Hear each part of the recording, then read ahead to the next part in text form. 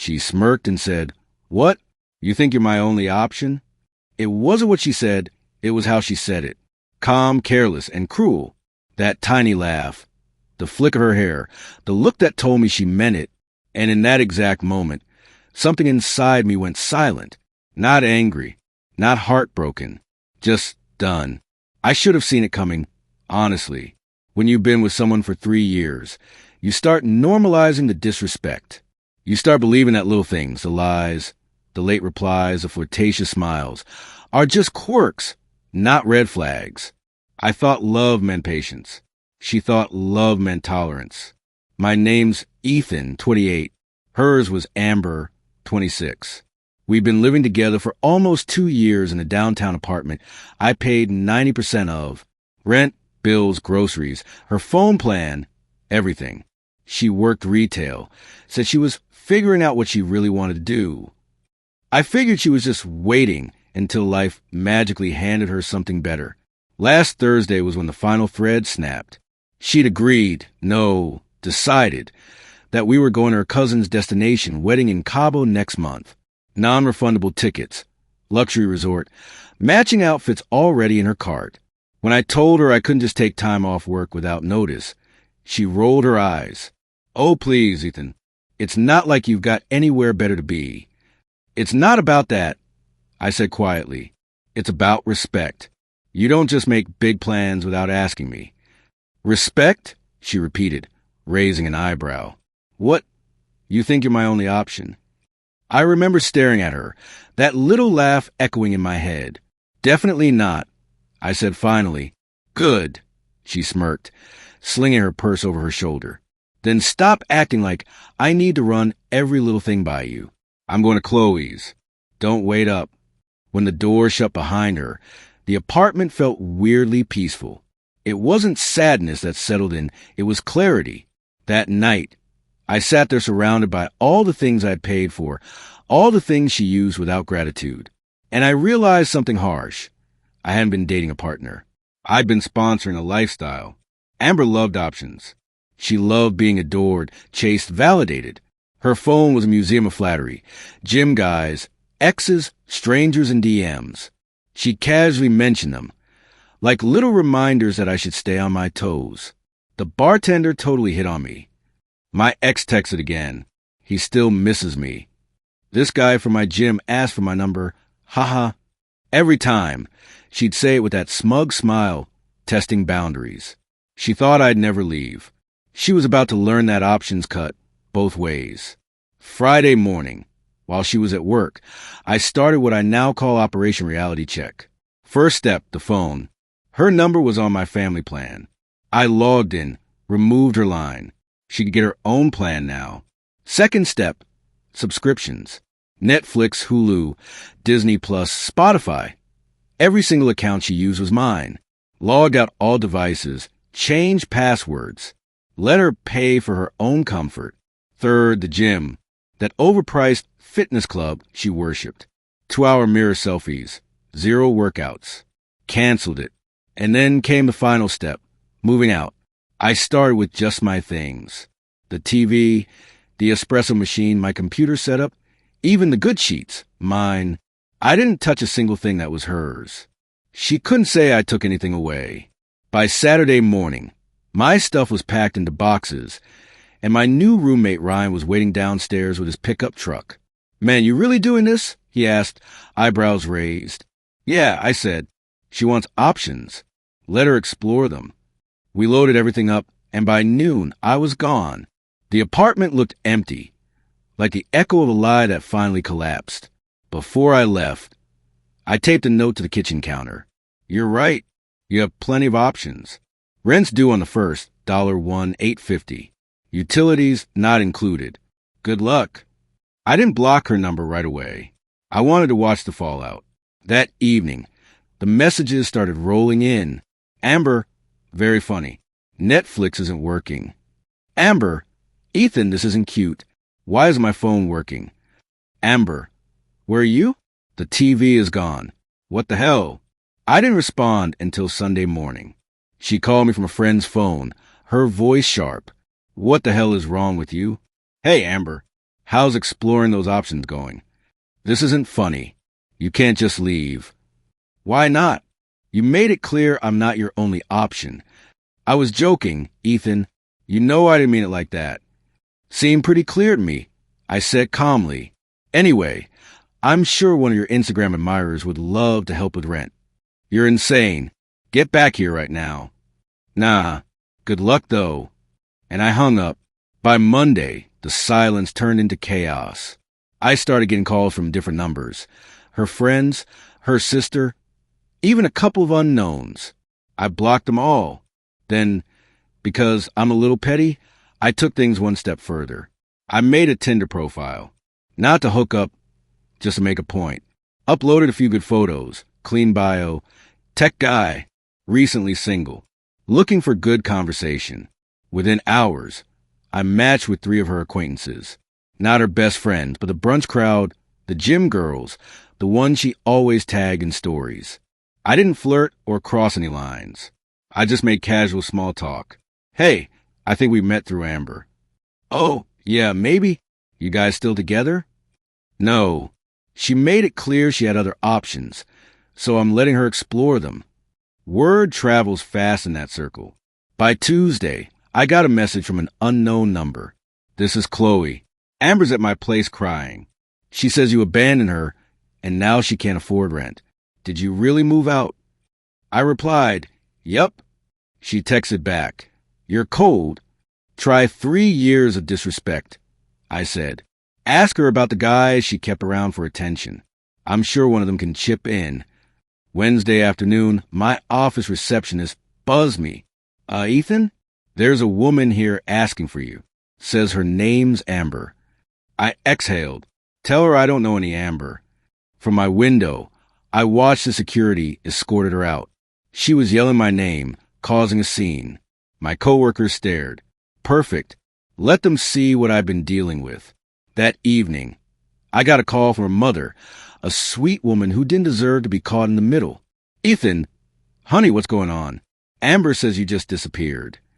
I moved out, I said simply. She made it clear she had other options. I'm respecting her choice. She's saying she can't afford the apartment. That's unfortunate. Maybe she should have thought about that before treating me like an ATM. Ethan, you two were together for years. I know, I interrupted softly, and that's what makes it sad. But I'm done being disrespected. Take care, Mrs. Brooks. When I hung up, I felt free, not triumphant, not bitter, just free. But that freedom was about to get messy, because Amber wasn't the type to lose quietly. By Monday, Amber's world was starting to unravel, and she had no idea why. She had always believed her options were endless, that attention equaled power, that she could float above consequences as long as people adored her. That illusion was about to crash hard. It started with her finances. Her paycheck could barely cover half the rent, let alone utilities, groceries, and the lifestyle she'd become accustomed to. She called, begged, and texted anyone she thought might help, former coworkers, exes, gym crushes. Instagram DMs, which she always flaunted as trophies, suddenly felt like empty numbers on a screen. Most left her on read. The few who replied weren't offering money. They were awkward, distant, and annoyed she was asking. Her options weren't options at all. Meanwhile, I stayed calm. I was documenting everything, messages, calls, receipts, screenshots, security footage, because the situation wasn't about revenge. It was about clarity. Let the truth speak for itself. Then came the social media chaos. Amber, desperate to frame herself as a victim, started posting crying selfies, long captions about being abandoned and betrayed by someone she trusted. People responded, some sympathetic, some skeptical. But the thing she didn't realize was that I wasn't hiding my life. I posted simple snapshots of my routine, my peaceful new apartment, quiet dinners with Ryan, gym progress photos, small victories, no captions, just calm life. People noticed. They saw the contrast. They saw freedom. They saw someone moving on while she spiraled. By Thursday, things escalated. She tried to break into our old apartment with her spare key. Security cameras caught her jabbing at the lock repeatedly, then kicking the door in frustration. The landlord called me.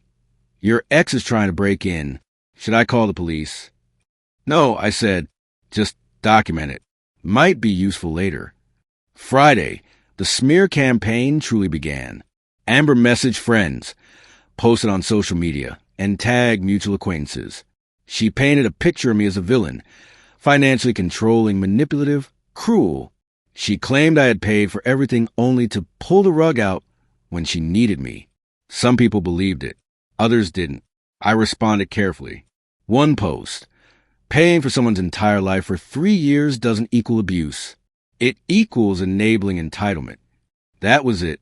No drama, no argument. Just a calm truth. Her friends, the so-called flying monkeys, came out in force. You're disgusting. One met me. Amber gave you the best years of her life. I replied bluntly. She gave me disrespect, entitlement, and manipulation. I gave her free ride. Now she's facing the consequences. That's all. Saturday morning, the wedding drama hit. Remember Cabo? The couple's suite, the flights, all booked under our names. The bride's cousin texted me. Hey, Ethan, did you and Amber get your flights booked? I typed back casually. Actually, we broke up. She'll need another +1. Congrats on the wedding, though. Minutes later, the family uproar began. Amber had been lying to everyone, pretending we were still together. Cousins were calling her out. Aunts were furious. She had been projecting a perfect relationship for social validation. And suddenly, the curtain was pulled back. By Sunday, Amber was frantic. Her texts escalated. You're evil. I'm getting evicted because of you. Happy now? I stayed calm. You're getting evicted because you can't pay rent, not because of me. Actions have consequences. She tried every angle. Manipulation, guilt-tripping, crying videos, social media posts. Each attempt made her look more desperate and less credible. Her Instagram followers, who once worshipped her, started noticing the discrepancy between her posts and reality. The irony was delicious. Then she tried friends. I had already set the Tinder experiment in motion. I matched with 3 of her acquaintances, just to test the options theory she was so proud of. Not flirty, just friendly conversation. Casual, harmless, and visible. By Tuesday, the gossip network was humming. Chloe, one of the friends I casually chatted with, messaged me screenshots. Amber frantically hitting up everyone who had ever liked her posts, asking for money, asking for help. She was panicking. Her so-called options weren't answering. Her social capital was evaporating. Wednesday, she attempted a new approach, the office visit. She showed up at my workplace, demanding to speak with me. The receptionist buzzed me. Ethan, someone here wants to see you. Says her name is Amber. I calmly said, I don't know any Amber. Please ask her to leave. I watched through the glass as security escorted her out. She screamed, waved her arms, caused a scene. My co-worker saw everything. Perfect. Even her mother called again, confused and upset. I explained everything succinctly, calmly.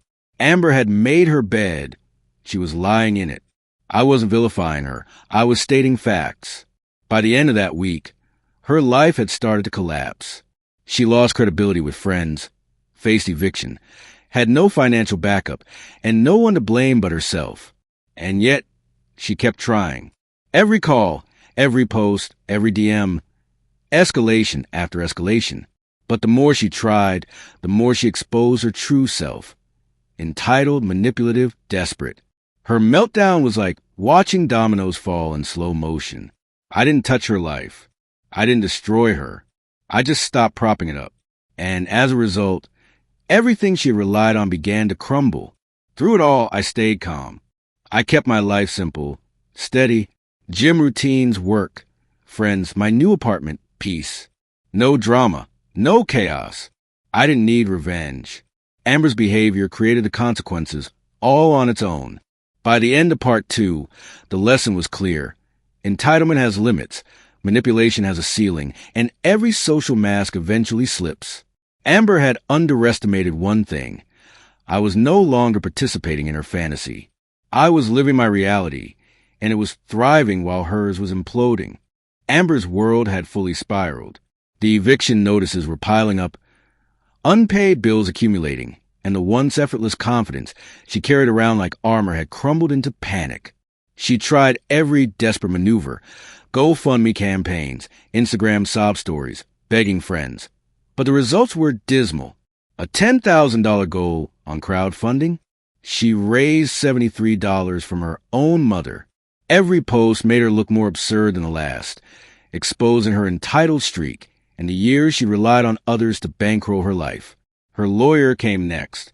Amber claimed unjust enrichment, arguing that domestic labor, eating takeout, occasionally folding laundry, cooking a few meals, entitled her to financial compensation.